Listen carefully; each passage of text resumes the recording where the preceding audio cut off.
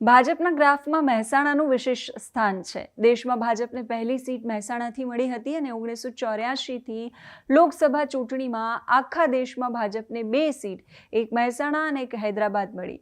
એ.કે. પટેલે ભારતીય જનતા પાર્ટીનું ખાતું મહેસાણાથી ખોલાવ્યું। ત્યાર પછી આમ તો આ સીટ ભારતીય જનતા પાર્ટીનો ગઢ છે, પણ વચ્ચે 2 વખત 1999 અને 2004માં કોંગ્રેસે ભાજપને માત આપી।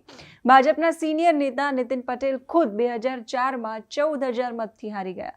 મહેસાણા સીટ પર આ વખતે પાટીદાર અને ઠાકોર જ્ઞાતિના ઉમેદવાર વચ્ચે જંગ છે। ભાજપે 84 કડવા પાટીદાર સમાજના આગેવાન અને મહેસાણા જિલ્લા ભાજપના પૂર્વ પ્રમુખ 62 વર્ષીય હરિભાઈ પટેલને મેદાનમાં ઉતાર્યા, જ્યારે કોંગ્રેસે 52 વર્ષીય રામજીભાઈ ઠાકોરને ટિકિટ આપી છે, જે રાષ્ટ્રીય ઠાકોર સેનાના પ્રમુખ છે। ખેરાલુથી ગઈ વિધાનસભા ચૂંટણીમાં અપક્ષ તરીકે ચૂંટણી લડ્યા હતા અને 36,000 મત સાથે ત્રીજા ક્રમે રહ્યા। આ વખતે પાટીદાર અને ક્ષત્રિય વચ્ચેનો આ જંગ છે અને લોકસભાની ચૂંટણીનો માહોલ છે। મતદારો મતદાન કરવા જશે તો ઉમેદવારોના વચનોને સાંભળીને પછી નક્કી કરીને જશે કે કોણ વધારે સારું કામ કરશે। એના આધારે, એમના વચનોના આધારે મતદાન કરવા માટે જતા હોય છે। અને તમારું કામ સરળ બનાવવા માટે અમે એક પ્રયાસ કર્યો છે હિસાબ કિતાબથી, અને એ હિસાબ કિતાબ અંતર્ગત અમે તમામ બેઠકોના ઉમેદવારોને ફોન કરી રહ્યા છીએ, જેમાં અમે મહેસાણાના બંને ઉમેદવારોને પણ ફોન કર્યો, હરિભાઈ પટેલને ફોન કર્યો। ભારતીય જનતા પાર્ટીના નેતાઓ આમ તો ફોન પર કે કોઈ પણ જગ્યાએ ઇન્ટરવ્યૂ આપતા નથી।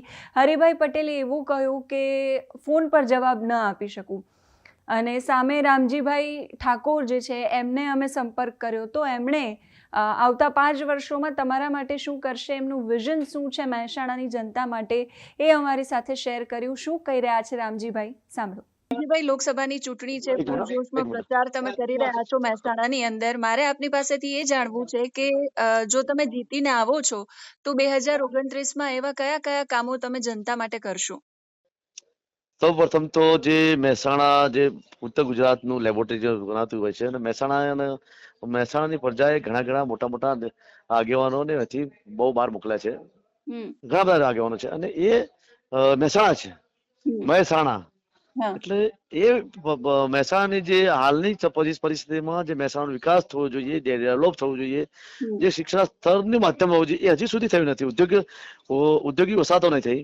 એટલે મારું પ્રથમ પ્રાયોરિટી છે કે મહેસાણાની સ્માર્ટ સિટી માટેનું જે નરેન્દ્ર મોદી સાહેબ જે મુખ્યમંત્રી હતા ત્યારે 26મી જાન્યુઆરી જાહેર મંચ પરથી 10,000 કરોડનું 1,000 કરોડનું પેકેજ જાહેર કર્યું હતું। એ ઘણા વર્ષો થઈ ગયા, એ વાતને 20 વર્ષ થઈ ગયા, તો હજી સુધી મહેસાણા કોઈ વિકાસ થયો નથી, જોઈએ એવું ડેવલપ નથી થયું। મહેસાણાની પ્રજાના સ્વયંભૂના સહકારથી મહેસાણાનો વિકાસ થયો છે। સરકારની એમાં કોઈ એટલી મોટી ભાગીદારી બની પણ નથી। મહેસાણામાં જો યુનિવર્સિટી મહેસાણાથી લેબોરેટરી ગણાતું હોય તો મહેસાણામાં યુનિવર્સિટી પણ હોવી જોઈએ, તો મહેસાણામાં યુનિવર્સિટી નથી। મહેસાણામાં આરોગ્ય માટેની જે હોવું જોઈએ તે આરોગ્ય માટેની લગભગ જે અમદાવાદ જવું પડતું હોય છે, એથી મહેસાણા જે 3 પાટણ, બનાસકાંઠા, મહેસાણામાં જે મધ્યસ્થ મહેસાણા આવતું હોય તો એમાં મોટું હોસ્પિટલ હોવું જોઈએ, એ હોસ્પિટલ પણ નથી બન્યું। એ ઉદ્યોગો માટે મહેસાણા યુવાનો બધા જે 42 સાઈડ દૂર જતા હોય છે, જે સાણંદ જતા હોય છે, તો ઉદ્યોગિક ઇન્ડસ્ટ્રી લેવલે પણ મહેસાણામાં વિકાસ થયો નથી। એટલે પ્રાથમિક જરૂરિયાત જે યુવાનોને જે રોજગારી મળવી જોઈએ, સારું શિક્ષણ મળવું જોઈએ, સારું આરોગ્ય મળવું જોઈએ, અને બીજો પ્રશ્ન ખેડૂતોનો છે, તો સિંચાઈનો ખેડૂતો માટે પણ અહીંયા મહેસાણામાં કોઈ એટલી મોટી વ્યવસ્થા થઈ નથી। ધરોઈની જે યોજના બની, સિંચાઈ યોજના બની, એ 1971માં બની છે, અને તેનાથી જરૂરતમાં જે કોંગ્રેસની સરકાર બની ત્યાં સુધીમાં ઘણા બધા સિંચાઈના નહેર કેનાલ દ્વારા પાણી પહોંચાડવાની વ્યવસ્થા કરી છે। પણ જ્યારથી ભારતીય જનતા પાર્ટીનું શાસન આવ્યું ત્યારથી જ જે કામ કોંગ્રેસ સરકારે કર્યું હતું એ કામ જેસે છે એના પરિણામો છે। આગળનું કામ લઈ જતા નથી।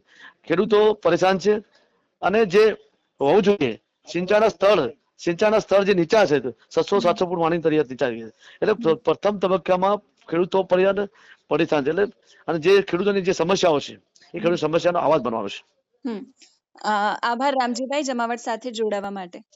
હાજી। તો ભારતીય જનતા પાર્ટીના નેતાએ તો અમને કહ્યું નથી કે આવતા 5 વર્ષ માટે જનતા માટે શું કામ કરશે, પણ મહેસાણામાં કોંગ્રેસના નેતા તમારા માટે શું કામ કરશે એ એમણે બહુ જ સારી રીતે જણાવ્યું। અમારો પ્રયાસ એટલો જ છે કે જનતાનું કામ સરળ થાય અને નેતાઓનું વિઝન શું છે, આવતા 5 વર્ષોમાં એ શું કરશે, તમારી સાથે શેર કરે। અત્યારે આ વિડીયોમાં બસ આટલું જ। આપને અમારો આ વિડીયો પસંદ આવ્યો હોય તો લાઈક અને શેર કરવાનું ન ભૂલશો. નમસ્કાર.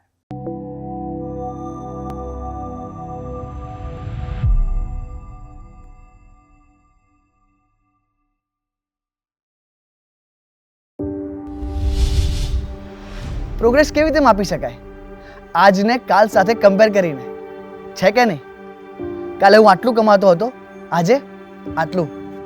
કાલે મેં ભાડાના મકાનમાં રહેતા હતા, આજે મારી પાસે પોતાનું ઘર છે. કાલે હું બાઇક પર ફરતો હતો અને આજે મારી પાસે કાર છે. એવી જ રીતે દેશની પ્રોગ્રેસ જોઈએ તો કાશ્મીરની કાલ એટલે એક દેશ દો વિધાન, દો પ્રધાન અને દો નિશાન. અને આજ એટલે એક ભારત શ્રેષ્ઠ ભારત, સરદાર સાહેબનું સપનું થયું સાકાર. 3 પાડોશી દેશોમાંથી ધાર્મિક ભેદભાવનો સામનો કરીને ભારત આવેલા શરણાર્થીઓ માટે કાલ એટલે નાગરિકતાથી વંચિત રહેવાની હાડમારી. અને આજ એટલે ભારતીય તરીકેની ઓળખ અને નાગરિકોને મળતા તમામ અધિકારો. આપણી મુસ્લિમ બહેનો માટે કાલ એટલે ટ્રિપલ તલાકનો ભય. અને આજ એટલે ન્યાય અને હકોની સુરક્ષા. ગઈકાલ એટલે આપણા દેશમાં ચારેકોર અંગ્રેજોએ છોડેલી છાપ. અને આજ એટલે વિભિન્ન માર્ગો, સ્મારકો અને શહેરોના નામ સાથે જોડાયેલી દેશના સુવર્ણ ઇતિહાસની સ્મરણાંજલિઓ. અને રહી વાત આવતીકાલની, એ તો જગ જાહેર છે. આવતીકાલ એટલે વિકસિત ભારત 2047ની સોનેરી સવાર. એટલે જ તો ફરી એકવાર મોદી સરકાર.